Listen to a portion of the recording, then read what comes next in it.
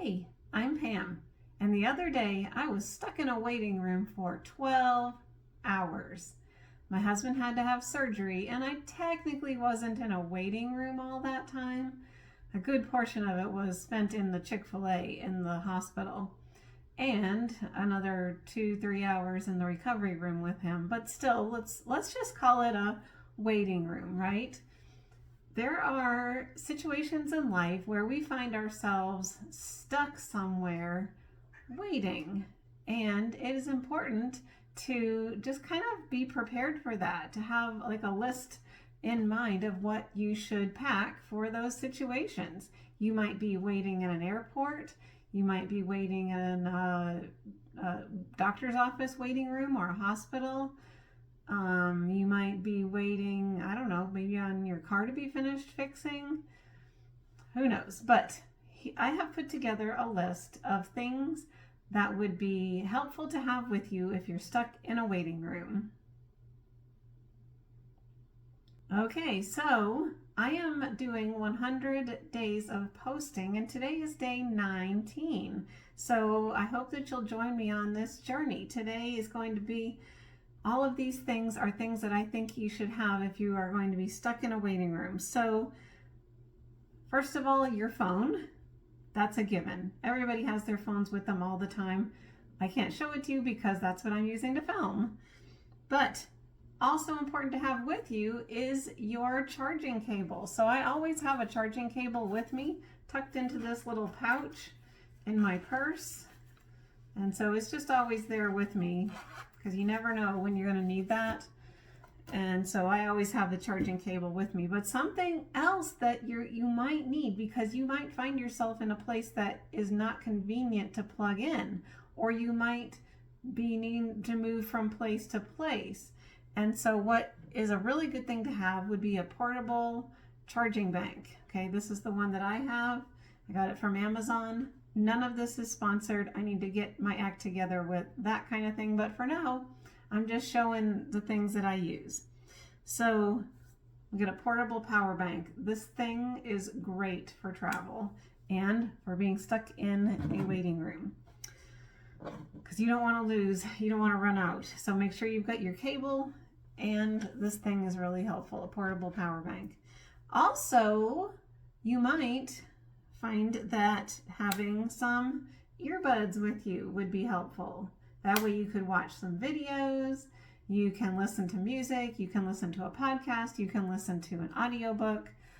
You can't really do that very well without having earbuds or headphones, because you will be disturbing the people around you and they will not be very pleased. Oh, gotta let out the kitty. Okay, so that kind of covers the electronics. So the next thing is to have like a sweater or a sweatshirt, an additional layer, okay? The other day, and when I was stuck in the hospital all day long for 12 hours, literally 12 hours, I did have a hoodie, but I also wished that I had brought my Turkish towel, because I really needed another layer. I was freezing, and I was on edge as it was with being anxious about the whole thing. And then you add cold on top of it. I was just so just so tightly bound up inside from trying not to shiver from cold and nervousness. I could have used an extra layer. So a little blanket, Turkish towel is a great thing, because it's really small, but this opens up pretty big. It's enough to cover and use as a blanket. So another Amazon find. Of course, you also want to have your wallet with you. You always want to have your ID. When we walked into the hospital, they asked us for our IDs. That's everybody who was with us, not just the patient, but they want to know, they want to have a record of who is within their facility. And so they needed our ID. And of course, when you are stuck for that amount of time, you're probably going to need to make a purchase. You're going to need to buy something to eat or drink. So have either cash or a debit card with you. And that's stuff that I always have in my purse. My purse is very small, but I have like the essentials in it. All right. Also, I recommend that you bring a water bottle that is light and won't leak. So I know that this is not like everybody's favorite thing, but in this situation, this is light and it will not leak as long as you've got the lid on straight. Because you're not going to want to have a bunch of heavy stuff with you. You're not going to want to have to worry about if it's upright in your bag or if you knock it over and spill it. So it is good to kind of be keeping in mind to keep yourself hydrated because you still have to take care of yourself. Also think about packing some snacks, maybe some granola bars, something that does not that is like pretty sturdy, that'll give you some energy, fill you up a little bit, get you by. Some fruit would be nice, but just be careful not to squish it. And probably not something that needs refrigeration. You don't want to be carrying a whole bunch of stuff. You want to pack light, but you want to have some stuff that you need to improve the time that you're there, give you a little bit of comfort, keep you from spending a lot of money. You might want to pack some gum, give your mouth something to do. I don't chew gum very often because it bothers my TMJ, but it might be something that you find helpful. And you might want to bring something to do. Now, of course, your phone provides lots to do. Like, I don't really need anything else besides my phone to keep me busy. So many things to watch and listen to. You might play games on your phone. You can read books on your phone. I have like all of my lists of everything is on my phone. I have apps that track my budget, so I might, go to the different apps, like, check on my budget, update that. There's just like so many things that keep me busy all day long on my phone. But you might want to have something else with you to keep you busy. A book that you're reading. I brought my Bible study book. I didn't end up doing it, but if you are stuck somewhere and you have something that you're working on, maybe cross stitch or I don't know, something else, maybe you like to draw, something that is, fairly compact that you like to do that keeps your hands and mind occupied. So I did bring my Bible study materials with me, but I did not end up working on it, but it's just one book and a pencil. So, and then of course you'll want to have a tote bag to put all this stuff in. So this is the tote bag that I brought. This is actually the bag that I used to keep my Bible study book in. It was a gift from a friend who went to Guatemala on a mission trip. And so it's just the right size. It's lightweight. It has a little pocket inside. It has a zipper on top, so I could close it up if I needed to. So you want it to be big enough to hold everything and be able to get to things, but not so big that it's going to be cumbersome and taking up a lot of space in a waiting room. So I tucked my little Turkish towel in there, my water bottle in there, my portable power bank. I'm going to put my earbuds into my little bag here.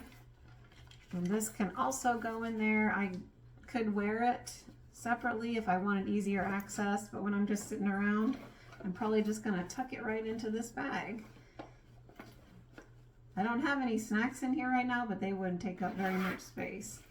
So here I've got everything that I need to keep me comfortable and occupied if I'm stuck in a waiting room for an extended period of time.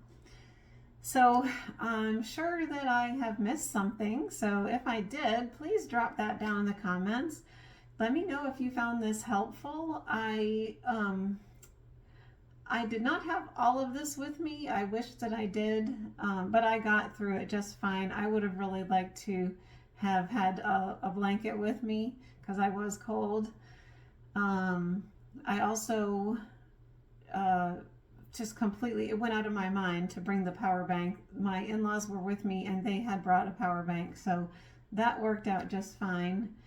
I think I had like everything else with me.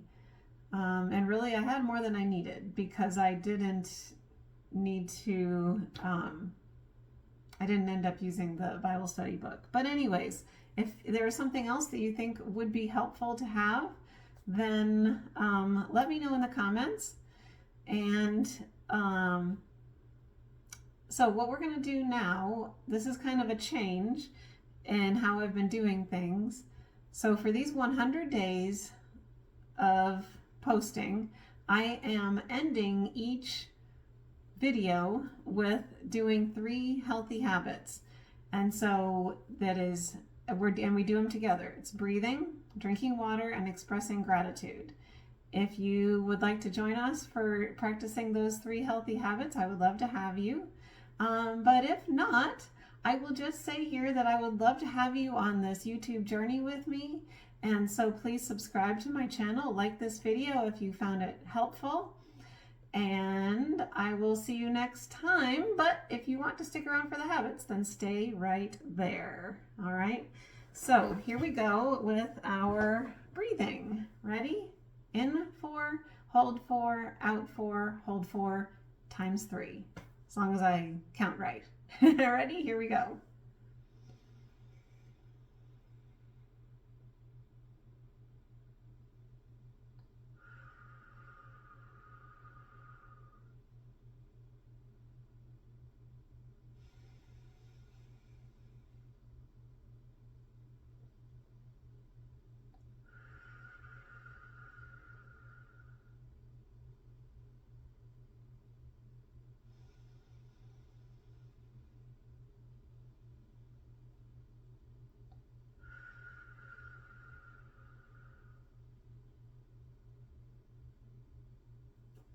All right, next, water. I have my pint of water here.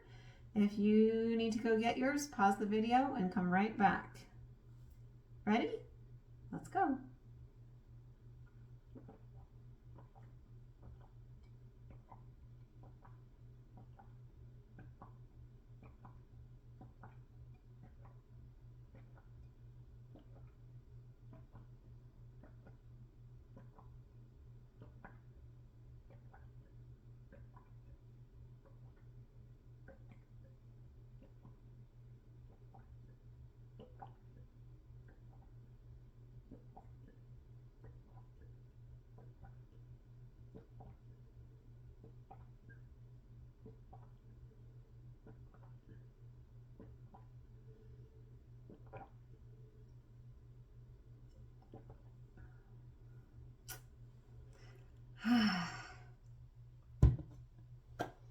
Okay, gratitude. Tonight is date night, and I am thankful. I am especially thankful because I spent the other day in the hospital concerned about my husband. And so I am thankful that the surgery that he had was successful and that he has recovered to the point that he was able to go back to work today and we can go out on our date night tonight. And so I just want to say that I am thankful for date night. All right, let's add this to the chain. Oh, I've got another one to add to the chain that I haven't put on there yet. Okay, so this one was from yesterday. Let's add that. That was day 18. Okay, and then today is day 19. I'm going to add that as well. And then I will show you the whole chain.